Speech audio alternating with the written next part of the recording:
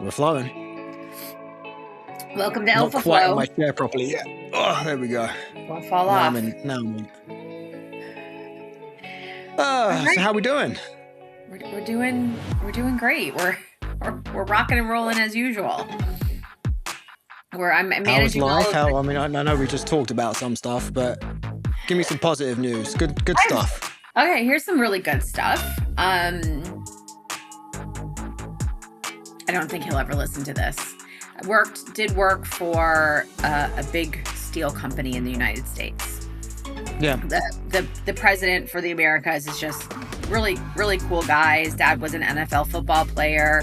Kind of grew up in that very, demanding type of household. And I also think whether you got love or didn't get love was equated to how well you were performing. But he's a high performer. He's an amazing leader. He takes core values, very seriously. And one of their core values is to make sure that their people are always growing. And tons of education. He's been through some amazing business schools, et cetera, et cetera. So we touched base last year and, he said, send some proposals for some ideas that you'd have to continue to do some work with us. And I've done DISC. I did executive coaching, did a presentation at their leadership meeting. And he loves the Miracle on Ice, the whole story, with the U.S. hockey team, and to the point where they have made GPT chat could definitely make some better ones now. Like they've taken the leadership team and put them on the head, like their heads on the hockey teams.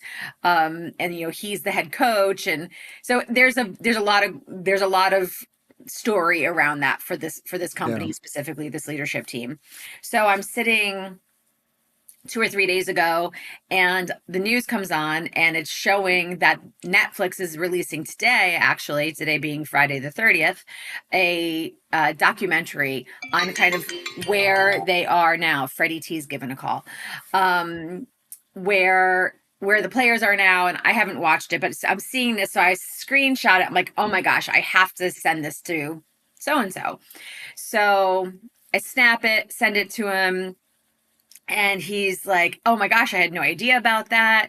And, now I'm pumped. And he's like, let's get a call on to see what we can do, with you for 2026.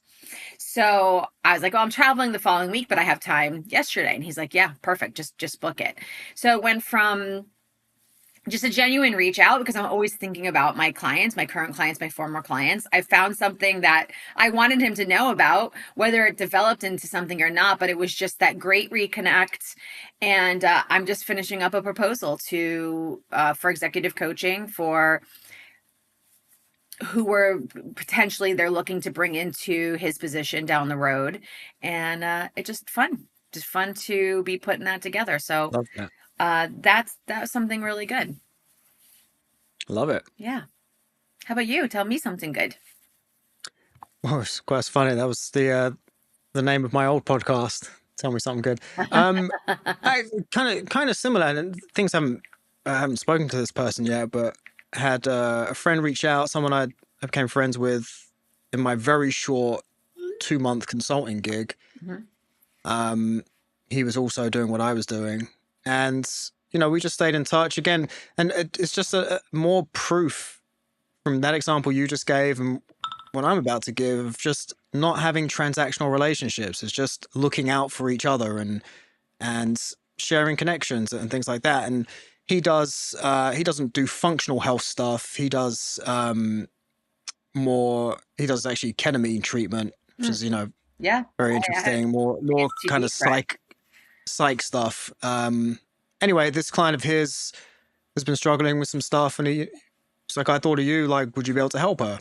And again, that's just him and I had just, it was funny, I'd been thinking of him earlier in the week, and then he sent me a voice note a day or two later. Yeah. It's great just having those connections and not expecting stuff from people, and the universe will give you karma and things of that nature. And it's been really fun in my day job, putting this new sales strategy together for 2 new markets of, the business development. I thrive on that, finding connections with people and then and then working it and building relationships. Like I love doing all that stuff, and it's great just hearing examples like you gave of the fruits of your labor. And again, you weren't reaching out to get anything from this guy, but it was just and I can't stress enough to people, just because you're not top of mind doesn't mean that someone doesn't think about you or doesn't want Absolutely. to speak to you or doesn't want to work with you. I suffered a lot with that in real estate when I did it. And it turned out most of my sphere weren't on the market or anything, or looking to do anything, but still, it's that, oh, they're not thinking of me. I don't want to bother them, Yeah. that kind of thing. It's actually, oh, they're not interested, but it's not, maybe they're just not ready at that moment. Yeah. And who knows, this thing you guys work on for 26 might not be till the end of 26. It doesn't matter. It's just staying in touch with positive intent is really the way to do it. And I think we just live in this transactional society right now. It's like, what can I get from someone versus Mhm. what can I give someone? Yeah. I think we should build on this a little bit because what we just went into is actually one of the whole reasons that I would be coaching one of the executives, very logical CFO currently, everything's very numbers driven.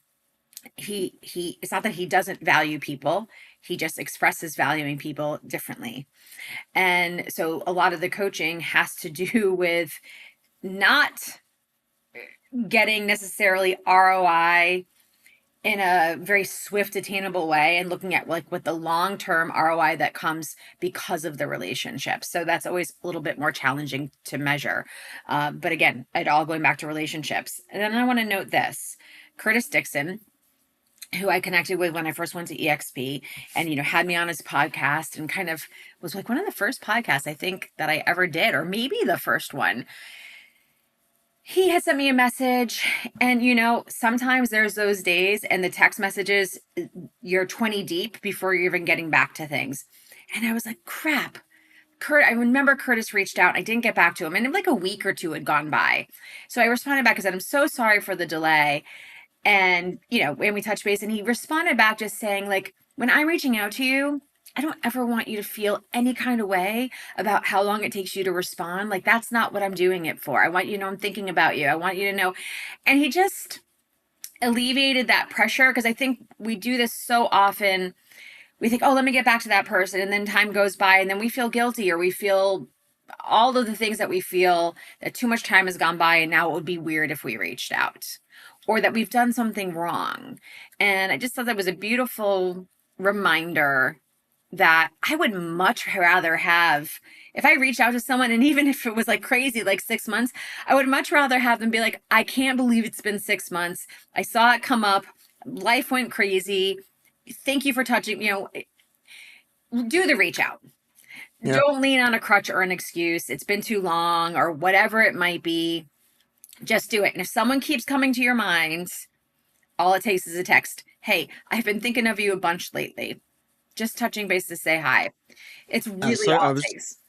I was going to say that I really love that idea of just reaching out as soon as you think of someone, Mhm. and it doesn't have to be anything but, hey, I was thinking of you. Hope all's good, man. Hope the family's well.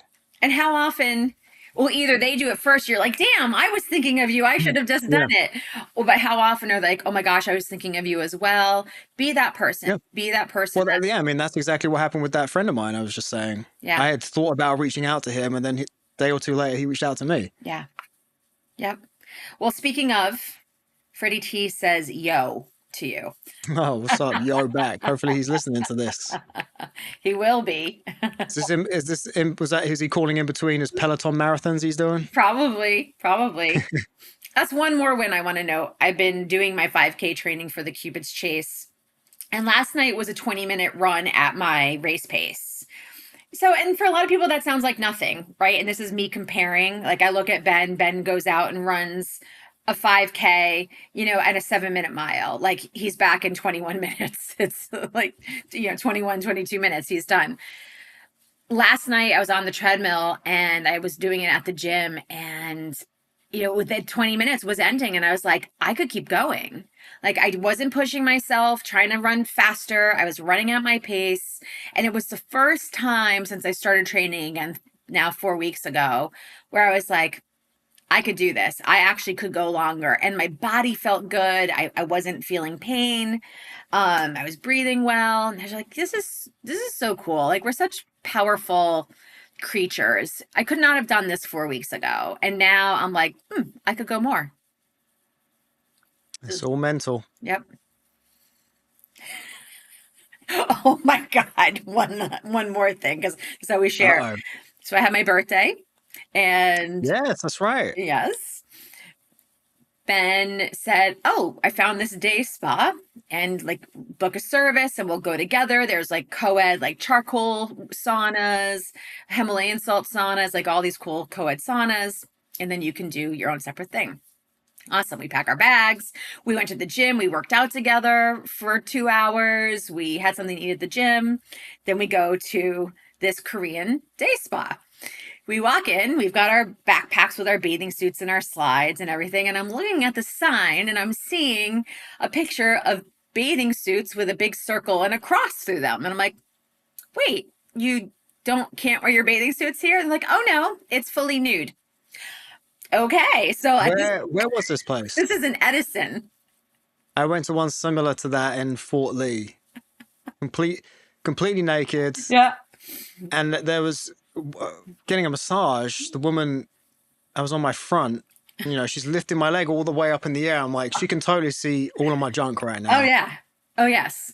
My text message. So I had a I wasn't going in the bathhouse part. I have nothing against nudity. And really bathing suits on, would that have made it any germ different? Just seeing all those naked bodies in a hot soup of water. I was like, I just don't want to do that. So then they give you these god awful uniforms that you have to wear. On men, they're fine. It's like shorts and like a V-neck shirt. I mean, I look, oh God, dare I say it? I said to Ben, I said, the problem is, I said, this is definitely, there are a lot of gay and lesbian couples there, which wonderful. But I said, the problem is that I look like a butch lesbian right now. And I really more of a lipstick lesbian, of course, like kidding, but, it was just, we're just like letting it flow. So I get a exfoliating Korean body scrub and Oh yeah, they got right in all your cracks.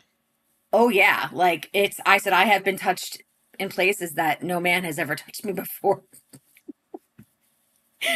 And you're just full out naked, even when you're rinsing off afterwards. Like they towel dry you, like, and you just stand there while they towel dry you. And she was so sweet. She was, she couldn't have made me feel any more comfortable. I mean, we didn't really have much conversation, but I thought, you know what? This is a good lesson in being comfortable in my own skin. Yeah. And And my thought at the time was just, this is far worse for them than it is for me. So it was a wonderful treatment. My skin is very soft, maybe the softest it's been since I came out of the womb. And but it was a funny experience. It was really a funny experience, and I hope that I was not offensive in anything that I just said, because it was just all in good fun. And Ben's like, you can't help but look. He's like, there was a guy that was like 120 pounds soaking wet, and I looked down and he's got like 2 Coke cans hanging between his legs, like it was like half the size of him. You're like, God bless him. So it's just so funny, like our human nature and how we're raised. And I think Europe versus America, different cultures where this is yeah. just a pretty common thing. There was like a mom with, I think, her daughter, and it's just like, it's not a big deal. Like this is just part of what we do in our life, and probably very healthy in a lot of ways. But it was a little bit of a jarring yet fun experience.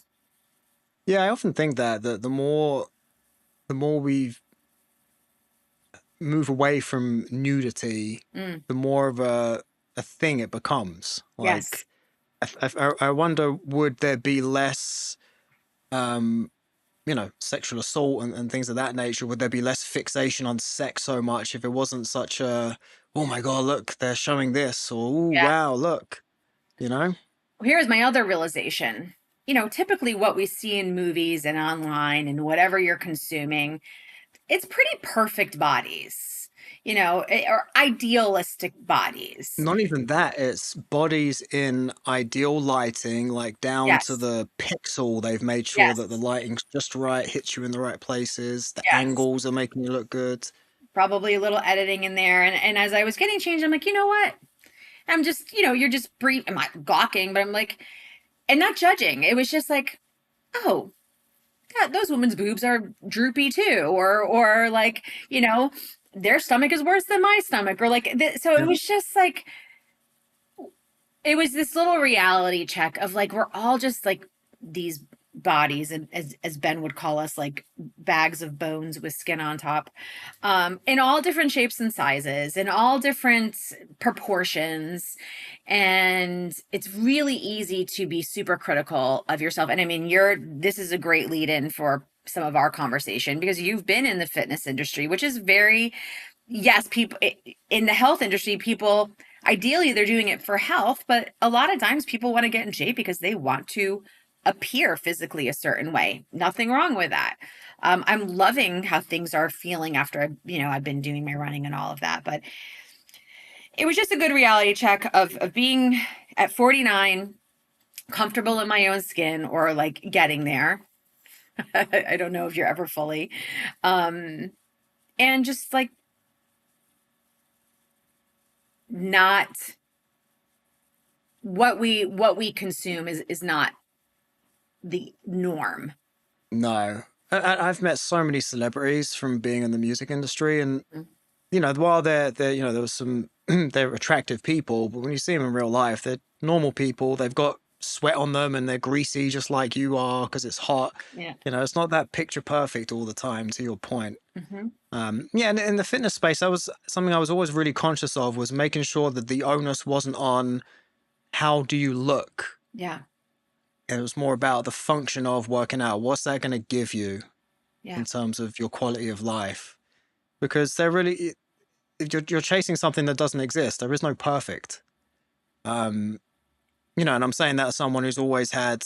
I've probably got a bit of body dysmorphia, to be honest, but I've always chased this physique, and while there are benefits to it because you get all of the things that come with being in good shape, of Hmm. good cardiovascular health and good metabolism, and strong bones, lean muscle, and all of that stuff.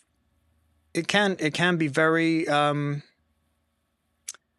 it can really affect your mental health. Yeah. And thankfully I'm not in that place anymore. There have been times where I've been really, you beat up on yourself, right? Like we can all relate to that. Yeah. Um, and I, I always come back to, I told myself this early in my 20s, that you could have the perfect physique, but you're going to be miserable. Take your pick. Yeah.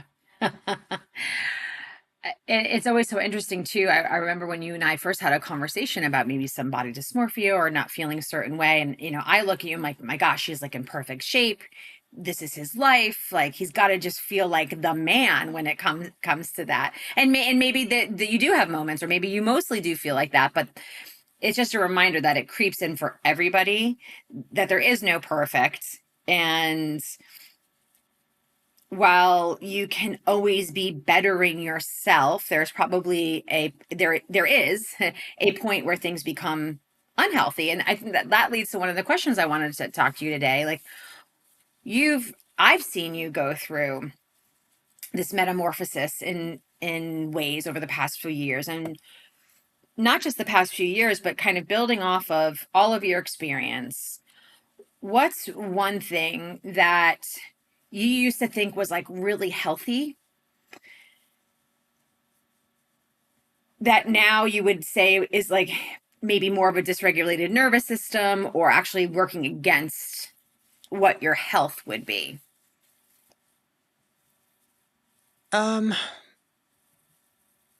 Honestly, it's more the other way around of like what is considered unhealthy is actually healthy. Things like high Mm, cholesterol and things of that nature. mm, But I think I'm at that age now, and going through FDN last year was very eye opening to me. If someone who doesn't really present with symptoms has all of this underlying stuff happening going on with the gut, with the HPA axis, and my cortisol rhythm, and things like that. And you realize, I'm cheating. I'm cheating. I don't want to say death, but I'm cheating uh, a less desirable outcome towards the end of my life. I'm borrowing from tomorrow's happiness to be happy today. mm.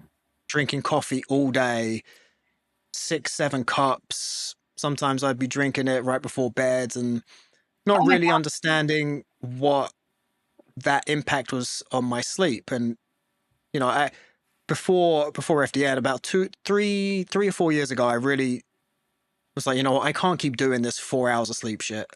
It can't be good for me. Yeah.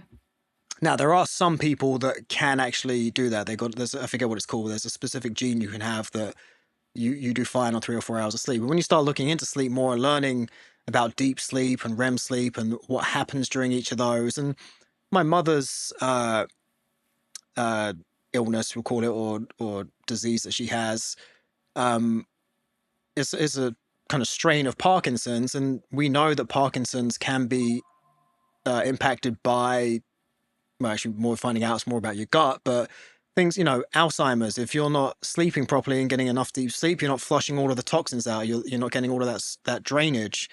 So some of those is to answer the question. Really, it's about lifestyle changes. Now, not necessarily that I thought something was healthy, but it wasn't. But things that I was getting away with. Hmm. I was getting away with drinking a few drinks a night, every night, sometimes in a week.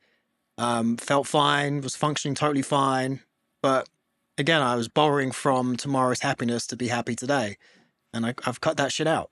And there are nights now where I'll have a bad night of sleep and I'll get 4 or 5 hours. I'm like, how the fuck did I live like this? I'm wrecked. Well, that's the other thing. When you're like, I felt fine, so many of us are so far removed from actually knowing what feeling good feels like Yeah. because we're operating and feeling fine and we think that's how we're supposed to feel. So we have a distorted view of what it actually feels like for our body to feel good and our mind to feel good and our nervous system to be regulated and our stress to be controlled, because there's never not going to be stress, and stress is good in many cases. But we Yeah. we actually either don't remember, or we're just so far removed from what being in an optimal state feels like. It's like the pebble in the shoe. At some point you kind of just live with it and you realize that it's just there, but meanwhile it's boring a hole through your foot. And my Yeah. ex-husband saw this with his podiatry practice. Like, people would end up with something in their shoe unrealizing it, but they didn't have feeling in the bottom of their foot. So by the time they realize something's wrong, there's a golf ball implanted in the bottom of their foot and they have a huge abscess and maybe have their foot removed because Yikes. they didn't even realize that was in their shoe. So we operate with so much that we just think is normal, and we're so underserving ourselves.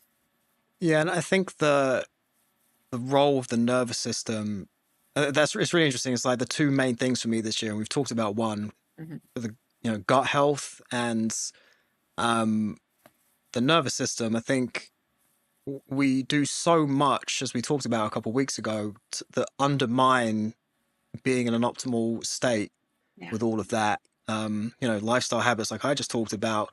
Um, with all the people you've coached, and you've coached people, across the spectrum of industries and where they are in life, what they do. Have there been any consistent, like, I don't want to say red flags, I don't feel like that's the right word, but have there been any consistent patterns that people have with their nervous system dysregulation? Yes. Rejection of stillness. Okay. And it comes up in a lot of different ways, but stillness is something that is necessary, whether you do that through meditation, obviously sleep, but I like there to be a conscious level of it. um it's the, when I hit this goal, then I will X, then I will slow down, then I will take time for myself, then I will work out, then I will meal prep, then I will spend time with my family, then I will um play with my kids. There is a safety and a comfort in staying up in the chaos of busyness. And it's justified by going, personal care is a luxury and it's a luxury I can't afford, instead of it being a responsibility. Mm-hmm. And then people view slowing down as a weakness or being non productive. This is the same as with recovery. When you've worked out and recovery, this notion that stillness is somehow unproductive, or laziness or procrastination. Sure, certainly you could be in stillness and be procrastinating, but staying in this constant state of fight or flight, Yeah. it's not even playfulness. Playfulness is, I think the playfulness and the stillness are in the creativity, and it's just something that people view as a luxury, not a, and again, it's a responsibility. It's actually how you are more productive, and then pushing it down the road, right? When I hit this monetary goal, I'll do this. And I'm spending time away from my family, but that's because I'm trying to provide for my family. So what do you want me to do? Who's going to pay my bills? What am I supposed to do? Yeah. I got to keep going. um, and that gets into the conversation about the and, where people think they have to do one thing or do the other thing, and really it's an Hmm. and. How do I do what I need to do to financially support my life and take the time to get sleep and take the time to spend with the people that I love, and how do I get to how do I prioritize my health? And that might look different during different times of requirement, uh but it should never go away. Just adjust it. Yeah. But we're not taught. Or we're sitting on the couch and someone go, what are you doing? Just sitting there. Don't you have a million things to do? And you're like, yeah, you're already sitting there berating yourself for sitting down for 2 seconds. And you're like, yeah, you're right. Yeah, shame on me. Yeah. I hear that. My practice in TM, which I've transcendental meditation, which I completed on my birthday, which was pretty cool. Oh, And fun. what? I said fun. Yeah, fun. Um, it's interesting that when you're doing it, how others that actually don't really have a desire to do it and they don't really understand it. But I was getting comments like, oh, they were stressed. Maybe I should come meditate with you. I'm like, yeah, maybe you should. um, so that's another conversation, and is an interesting part of my journey right now, which I'm really just stepping into, but really highlighting how meditation is not about what's happening in the moment. It's really about what comes after that, and actually how your Hmm. nervous system state is operating in the day. And I definitely noticed myself less triggerable. Maybe if my cup would have been like up here, it's more like here. So I have a lot more bandwidth to deal with. Um, so let's circle back to you for the minute, because we're talking about meditation, and you've been talking about meditation and how to use sleep to regulate. And I just said about how important it is to be in stillness. How do you personally, or what do you recommend people do to actually get their body into that rest or stillness state? Twofold. So there's setting up your whole day from the minute you wake up to be ready for sleep. People think that you sleep to be ready for the day, but really you should be preparing your day to sleep, because that's when all the recovery and all of that happens. So it's the things like getting sunlight in the morning, which is really difficult right now. Particularly if you're like me, you get up before the sun and then it's so fucking cold outside, you don't want to go out. So that's something I've just accepted, for the next few months. I'm not going to stress out about it or not, just as long as I get out there at some point before 9ish. Yeah, so it's preparing your whole day for sleep, because then the sleep actually has the impact that you need it to. You're actually getting enough of that deep sleep. You're getting enough REM cycles in, and getting to bed at a decent hour so you get more of the deep sleep. Between 10 and 2 is when most of that happens. So just preparing your day to have a good sleep is really key. More not drinking alcohol within 2 or 3 hours of going to bed. Mm-hmm. Not having coffee after about, for most people, 11, 12, 11 in the morning, 12. Because the half-life of caffeine, I think it's about 6 to 8 hours, depending on the person. So, you're going to still have it in your system if you're going to bed, 6 to 8 hours later. Mm-hmm. So preparing your day for sleep, because then if you don't sleep well, you're going to have a hard time being in stillness. Yep. And to me, when I'm coaching people, it's let's get sleep locked in, and then let's make sure you're meditating. Mm. I have one guy, he'll do like 30 seconds to a minute before bed, Yeah. but that has really changed his life. Good. He loves it. Um, That's powerful. and it just, I can't stress enough how important meditation is, Mm. because it just, it teaches you, as you said, to live your life much more down here than up here. And I don't think people appreciate how much it really does rewire your brain. Yes. It completely changes all the the neural pathways and all those networks. And it's a practice. Hmm. It's, you have to practice. It's not something that's going to happen straight away. Yeah. It's a lifelong practice. You're practicing it every day. And I started my journey with meditation with Joe Dispenza. Um, and now I prefer guided ones. Yeah. And I prefer with music, because that just takes my brain into a whole nother place, especially with a, a musical brain like mine. But I prefer it that way. I don't really like just sitting in silence, Yeah. and I don't think you need to No. Well, that either. there's so many different ways to meditate, and I Yeah. was very much more geared like prone. I really liked guided meditations because it helped my brain focus on something. But what I've learned with TM, which is not guided, it actually, part of a good TM meditation is actually your thoughts, because the Hmm. thoughts are the stress releases, and like it's your body letting go of. So it's not trying to ignore it, or it's not just watching it pass by. It's just, once you realize you're focused on the thought, going back to your mantra, but it's actually your body releasing stress. So this has been a whole new, again, it's a whole new world for me, and I'm able to go much deeper in transcendental meditation than I am in other meditations. Other guided meditations, very relaxed, Hmm. can feel refreshed because my brain got a break.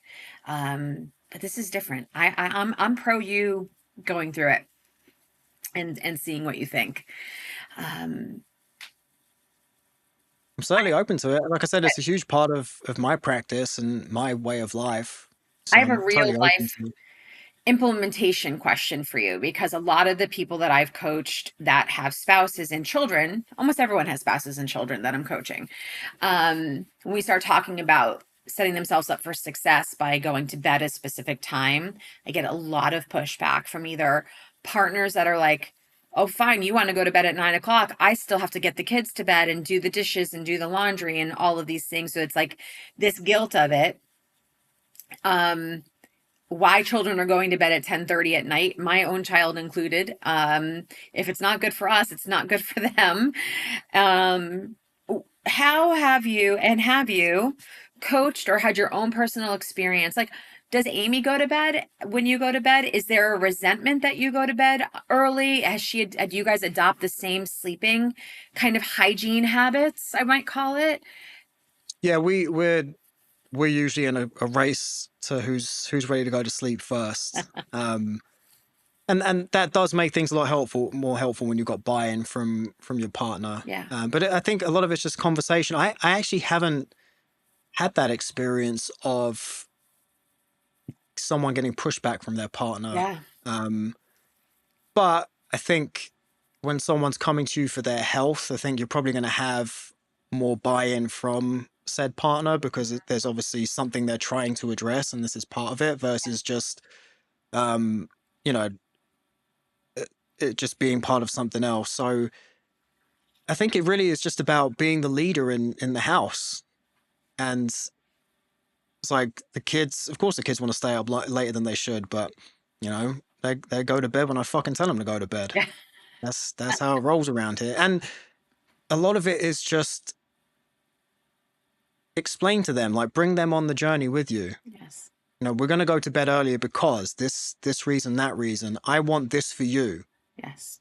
And you especially with kids, they want to please you. They're so adaptive. Hmm. Okay. Cool. I hit it almost every single time with it, with a spouse that is frustrated with the person. So we do talk about, well, whatever responsibilities you would have had during that time, how can you set your day up so those are taken care of? and should you just pay someone to come do the laundry or go drop it off or whatever it might be? We can look for leverage or we can look for time. And the big one is the kids thing. Well, it takes, how does it take 2 hours to get your kids to bed? No. I never did that with Alexander. Um, so really looking at the process around your children's bedtimes, and I understand when there's multiples it can make it more challenging. um Yeah. but yeah, how are you setting your day up to have the best sleep possible? That's a great question. Yeah. Exactly. So one of the questions I have for you, just it's a little off topic of what we were going on. The tangent we were going on was just, you know, we talk about struggle being a gift, but how do you discern between this being a good thing versus this is something more sinister is not the right word, but Mm, more, suffering. you know, yeah, this nervous system isn't it needs a bit more attention. Yeah, I always say suffering versus struggle. Like, suffering really does need Hmm. acute help, and as it's like a deeper, so I view struggle here and I view suffering here. Suffering is very deep. Often people cannot come out of suffering on their own. There's very little hope that they have all the tools that they need, but it's so dark and they're so lost in it, and or whatever's happening is so overwhelming that they can't access how to just step into a little bit of movement or stillness or whatever it might be. So for me, the difference in that when it comes to the nervous system is, can I identify, and this is kind of emotional intelligence as well. Do I identify, like, oh, I'm in an unregulated nervous system. I have an unregulated nervous system right now, but I'm recognizing it. I'm realizing I've been snappy or I've been X, Y, or Z. I can recognize it. And then I go, here are my tools, here are my somatic exercises. Let me do breathing, let me do a walk, let me do a meditation, let me do a little rage music. That's that gift, right? There's some suffering happening, and there's the red flags that are coming up, and often it's really with how we're reacting to others, what we're feeling energy wise, and what our internal dialogue is into ourselves. um where you can recognize it. It's the suffering part where it's almost more someone outside of you is recognizing it, because you're just so Yeah. deep in feeling like this is just my life, right? This is just my life, there's nothing I can do about it, woe is me, right? We're way, way, way down on the accountability ladder, like life is just happening to you. And that's where you really need to raise your hand and ask for help, or you need to realize that the people that are coming to you out of care and concern, there's reason for it. You're not fine, you're not okay, Yeah. and they see that. um so I would say the difference is being able to recognize that you're in a dysregulated state and then know what to do to take action on how to rebalance, which is very quick and very easy, versus not being able to recognize it, not being able to Yeah. name what you're feeling. Yeah, I guess it's having the self-awareness, and even tools like a coach like you could give someone of how to see those warning signs, how to have that checklist of things. All right, now okay, I'm in this place. I need to do this to get out of it. Yeah. Yeah, just a check-in, just a real Yeah. reality, honest check-in with yourself. Like realizing, like, something is not right, or before you're going to bed, or how you're waking up, and how am I feeling? Yeah. Um, you have to be, we're just not meant to do this alone. And I always say, don't steal the struggle. We're not supposed to come along and take away everyone else's struggles. Suffering, yes. If you're suffering, I'm Yeah. going to come in and I'm going to shoulder what I can till you can get to the point where you can help yourself at a better level. But the struggling, that's like, get your people alongside you. And it can be Yeah. super intimate, like they're knowing everything, and they're with you 24/7, to someone you're connected with online, and you're just consuming the material, and each time it's giving you one little thing to take action on that day, and you're sharing some accountability. Maybe you put something out on Yeah. social media, or you tell your best friend, this is what I'm working on. We are not meant to do this alone. I feel confident in that. We have to do some of the work on our own, but we're not meant to do it in total isolation No, or definitely not. secrecy or in pretending um, that everything's fine. Yeah, and it's really funny. It's never occurred to me, and but something you were just saying there about struggle being a gift just brought the thought. I write my probably my best and I'm most prolific writing songs and music when I'm in a suffering place. Mm, Not suffering, sorry, not suffering. When I'm in a yes. struggling place. And thinking through and talking through why that is, I think when you're when you're struggling, you're almost kind of like a blob of clay at that point. Like you've been beaten down, broken down. You've been broken into pieces. You've got to you can recreate yourself into anything, and there's less barriers up because you're struggling anyway. So what do I need to put that barrier up for? And I think there's something, at least in my case, of I think one of the ways I try to connect with people is to be more vulnerable with them. Yes. And I do that through my music. And I think music has always been a way for me to connect with people and express how I feel and try and connect and write music and songs about how other people feel so I can connect with them on that level. Yes. Um, so it was just really interesting hearing that and just another real world example of, suffering. I keep getting the words mixed up. Terrible for clipping. This is why I never get clipped. It's fine. Um, struggle really is a gift for many reasons, but I think it boils down to it's you at your most basic form, and you can recreate yourself into whatever you want. Yeah. Struggle's that pressure, right? And it pushes on the things that, what do you really stand on? What do you really believe in? What do you Yeah, really want? And it either makes you go like, you know what, this is no longer important to me, I'm letting go of this, or like, no, this is important to me and I'm going to fight for it and to figure out how to fight for it and get what I want to do. One of the things when I think about logic and emotions, like to me, logic's very surface level, and logic makes you think and emotion makes you act. yeah, So if you're just stuck in logic, right, if you're going to sit down and write a song, you could logically put words that made sense down. Those are going to make you think something.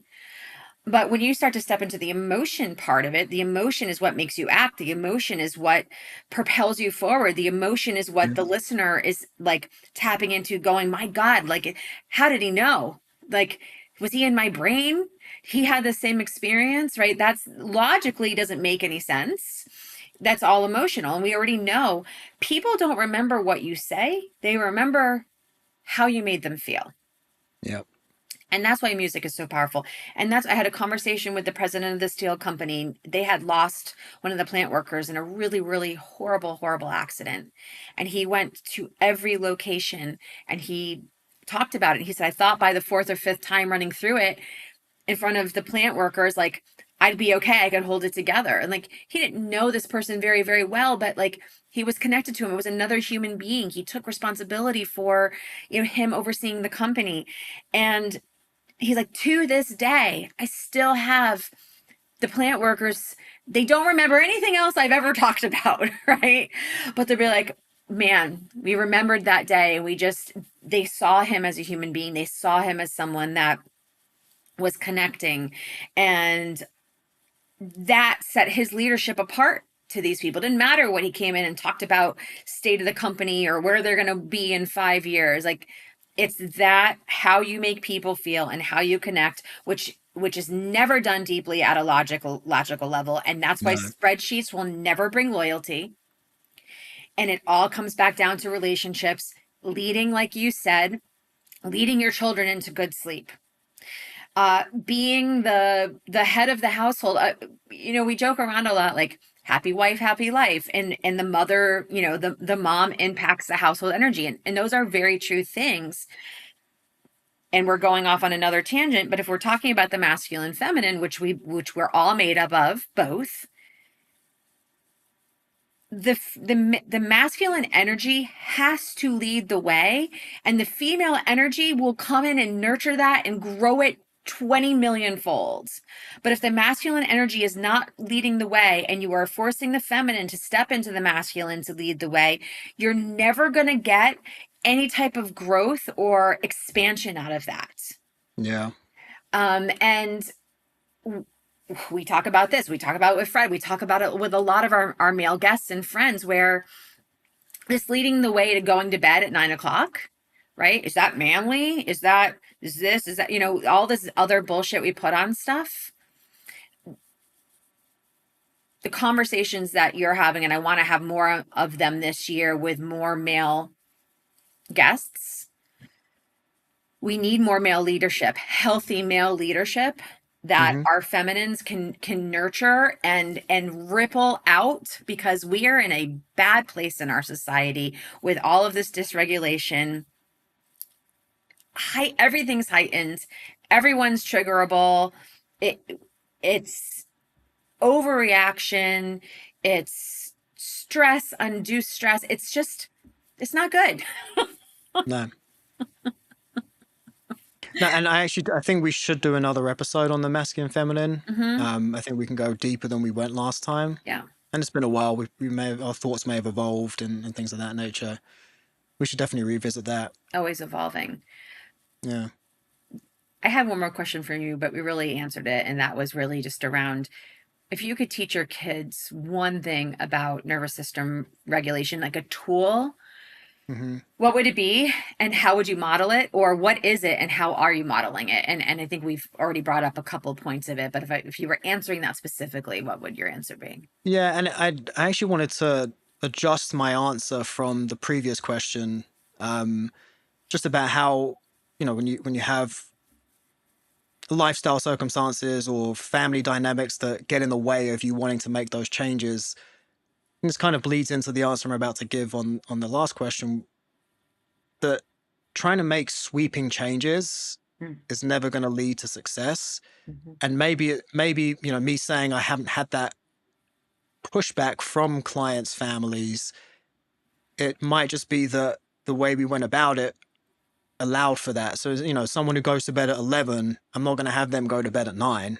Mhm. Let's get 10:30 in the books. And then once Yeah. that's become something, that kind of thing. And it's very similar to how I've been with the kids. In an ideal world, I want them gluten free Mhm. because, I'm pretty sure that, and we're about to do all the tests for the kids, that gluten's not good for them and their Yeah. genetics. And just in general, especially over here, what they do to wheat is just horrific. But, I want them to be completely seed oil free. Mm. And these all have impacts on nervous systems, so I'm not going completely off topic. And for the most part, they are. And a lot of cases, we get gluten-free stuff um, for them to eat. Making sure the drinking water they have is the right type of water. Yeah. Setting them up for success when they go to school and that kind of thing. And brain is a little different because being on the spectrum, and he's younger too. But there are things with him that patience is required Mm. because there's a lot of dysregulation with his detox pathways, with his gut, and that's not stuff you can all fix all at once. You've got to take it step by step, and we're moving along that process. But I think the biggest gift we can give our kids, and it's something I really really work on with Mason, and it's the thing I'm most proud of him, honestly, is just he's able to think for himself. Mm. He doesn't just go with what he's told. He doesn't just do what other kids do. I've given examples of where they've all gone and got some shit food and he's just walked past and said, "No, that's not good for you." Now there's a fine line of making sure it doesn't turn into arrogance of like, Sure. I know better than everybody else, but Yeah. just teaching your children to think for themselves Mhm.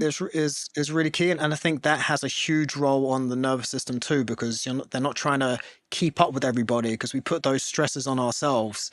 Yeah. So I've got to do what everybody else is doing, and I think so. Just lifestyle things of food they eat, water they drink, because I don't think people, and I said on the episode we did about nervous system, I don't think people really appreciate the impact that all of that has on your nervous system. And yes, we can do all of our meditating, we can do all of our our mental check-ins and our breathing and all of those incredible tools, but we won't need to lean on that as much if we set ourselves up properly. And I think that's really what I'm trying to leave my kids with, is just the ability to think about those things and have that ingrained in their life of just being healthy. Yeah. Yeah. So many things just came up. I will add this. Coming from raising a vegan child, and of course my own decisions too, I am also want Alexander to have flexibility in it. And if there's a little butter in something, we were at hibachi and they stuck a slab of butter on the veggies and everything. And a year ago, Alexander refused to eat it. And I was like, and I ate it. And then I was like, listen, it wasn't ideal, but he just didn't want to. So we went back again 2 weeks ago. We asked for no egg, which they did, which is fine. And there's a little bit of butter, and Alexander just went in knowing that it was going to be okay. Like, and Yeah. we're often be like, oh, you can't have it. You can't have it. And as a child, even for your son, choosing not to have some of the crappy food, people start going, oh, he can't eat that. Mason can't eat that. Well, no, I can eat it. I just choose not to. And then Yeah. leaving it at that. I find the challenging for especially our children is when they start to try to explain or justify, is where it starts coming into this debate, almost battle that they're not set up for. Yeah. So I think as adults and as children, if you make a choice to consume something or not consume something, and we're not talking about drugs and alcohol, you have every right, because people love to point it out, to acknowledge it, make sure it's clear, right? No, it's not that I can't eat it. I just choose not to. And then that's it. People Yeah. don't need more explanation. Yeah. Enjoy I it. think it's really, yeah. And, to your point about the butter, I think that's really key is, I never punish the kids if they have a donut when they're with friends, or they Right. eat some chips that have seed oils in them and a bunch of other crap in it. But what I'll do what I'll do to Mason, I'll say, well, how did you feel after having it? Yes. And be like, oh, yeah, I actually don't feel great. I know it's not good Yes. for me. And that's how you do it. It's not about putting pressure on your kids or punishing them. It's just sending them up Yep. to think for themselves. And yeah, again, and not there is a fine line of them just doing things because their parents do it and their parents say it. To your point, you don't want to put them in a position where they have to explain Right. why they're not having this, because it could be like, well, my dad said that this isn't good for you, and they're like, well, fuck you, you slept in my house, this is what I'm serving for breakfast. Yes. Yes. Yep. But just my last question for you, it's quite funny. It's kind of the antithesis of what we were just saying about having patience and um letting the process play out. And it's a practice, it can take time. Mm. What are some of the somatic things you've worked on with folks that have had that instant, like, wow, this has had a huge impact? I know in my practice, food sensitivity, removing foods that blow someone up, like literally, Yes. that can have a huge knock-on effect in so many other areas. But what are some of the things, or one thing that, if I get this person doing this, they're going to be feeling so much better, and I can then work on all the other stuff we need to get done? Yeah. I mean, when it comes to something somatic, it's definitely stillness. Giving someone permission to do something that would be a stillness, whether it's journaling, and journaling hands down. I have run programs that included journaling, and I had clients, so I tried to like make it easier for them because they didn't want to hand write. I did them such a disservice, because every client that did the handwritten journal, which, oh, by the way, they all still do it, 100% success. Every Yeah. client that didn't do the handwritten was sending it to me in notes form or voice messaging it. They had different varyings of success. And I bring that up because journaling is more of a creative and play practice, but it requires stillness as well for people to Just step outside of what's been going on all day. I still want you to think about what's going on and what's happened and what you want to have happen tomorrow, but I don't want you to be caught up in it. I need you to get to a place of stillness where you Yeah. can be reflective. That hands down is one of the most challenging things and the most successful things for someone to do. So if I can get you to get into stillness, and often that is me giving permission, I take full responsibility. You tell your husband, your wife, your children, the kids don't care as much, your boss, your whomever, that Coach Tara is making me do this and I made a commitment to it, so I have to do it. Blame it all on me if that's what you need to do, because we have been so trained that being quiet, that being still, that doing practices like journaling or that are woo-woo, are non-productive, and something that you do when you have extra time. Yeah.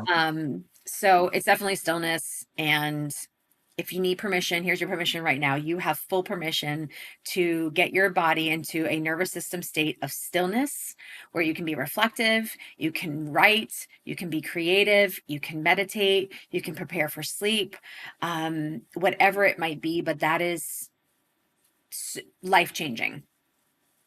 Yeah. I've never had Yeah. to get someone into, I get to get people out of stuck states, but it's very weird. People don't realize that stuck can also look busy. Yeah. I'm just busy because that prevents me from having to actually move forward anywhere. Yeah. Yeah. And I mean, that's the thing, is that I used to always talk about it. I was thinking about it the other day. I used to always talk about it in therapy, just how I can get stuff done in like half or a third of the time it takes other people to get stuff done. And that, my work day of actual productive time is probably a lot. I'll reverse. My productive time per time spent is a lot higher, but I don't need to sit somewhere for 8 hours to get something done. And a lot of that comes back to stillness, because Mhm. I know how to be still, be focused, get it done, and not go off in 100 different areas. One actionable thing, I've talked about it on here before. If people look up non-sleep deep rest, so NSDR, Andrew Huberman's been one of the leading voices on it. He's got a few of them out there. They're 10 and 20-minute ones. I started with his, but then I felt, I just started to feel a bit weird having like a man whispering in my ears. So I found a female one instead. But you get very similar effects to deep sleep Oh yeah. without going to sleep. Yep. If I ever have a rough night's sleep, I always do that in the morning, and I Yep. feel a lot more refreshed and ready to go. So that's one actionable thing, working on stillness and setting yourself up for the rest of the day that people can look out to do. You actually are not supposed to do TM right before bed because you typically get energized afterwards. I Now, could if see you that. get sleepy, your body needs sleep, and I've had that experience. But like 20 minutes, 30 minutes after, I'm like, I'm fully energized. Yeah. So, all right, well, it's fun. I like our little back and forth question Yeah. process. Are Very we ready? good. Very good. I'm ready. Until next time, friends. Bye for now.